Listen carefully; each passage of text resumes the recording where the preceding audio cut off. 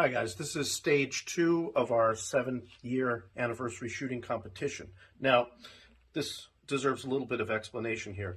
This stage is going to take place over 2 lanes. So first thing I got to tell you is, if you're going to practice this stuff at the Alamo, you cannot practice shooting across 2 lanes on a normal range day at the Alamo, okay? Just a disclaimer there. There are other ways to practice transitions, but just so you don't say, well, he did it in the video, so no, you cannot do that at the Alamo, just here in the competition. Okay, so we're using, the firearm is going to be the trusty old Glock 19, and it's a 5-round stage. It involves 2 targets, okay?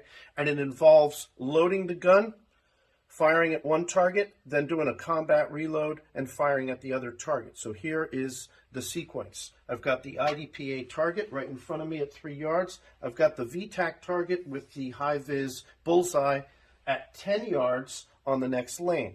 I'm going to start facing this way, all right? On the buzzer, I'm going to turn. I'm going to load the gun. I'm going to fire 2 rounds here on the IDPA target. Then I'm going to do a combat reload, and you can let the magazine just dump into the range. It's not a problem.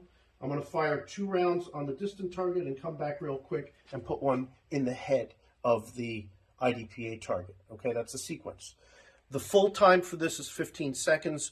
We do offer bonus points if you do it faster, and I'll explain that after I demonstrate it. Okay, so let me get to it and demonstrate the stage. Got my timer here. I'm going to start with my hands relaxed at my side right here.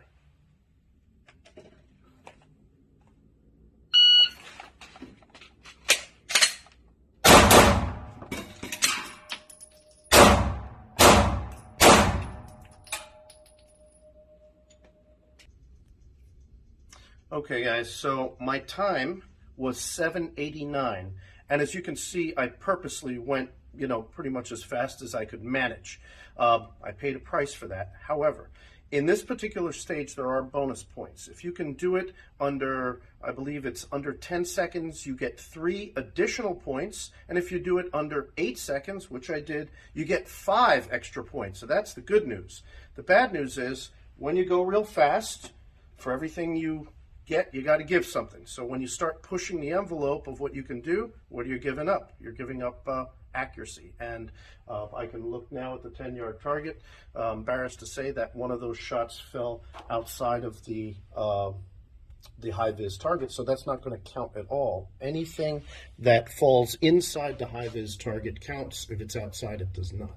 So let's have a look at what we got here.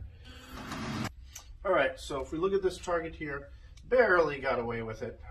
This is really not very good. I'm on the line, so that counts as 10 and 10 and 10. So that's technically a perfect score. That's the 3-yard target. But here's where I paid the price for my hastiness. See that? I've got one on the 8 here on the high vis, and that missed completely. So that does not count at all.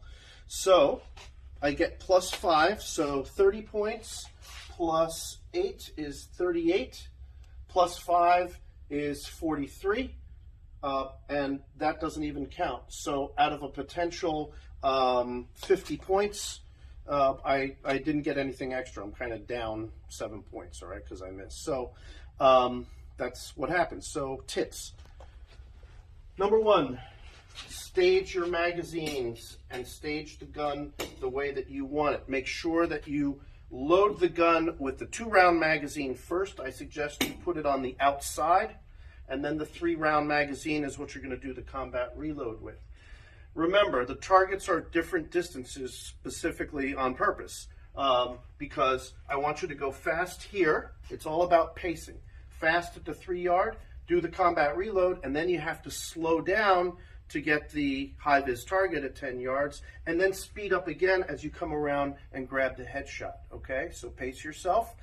Try to go for smooth as opposed to herky-jerky. And once again, similar to the last stage, when you're tracking this target over here, let your eyes be on the target first and let the gun arrive. When you go back to the headshot, eyes go first, gun comes second. Okay? Good luck.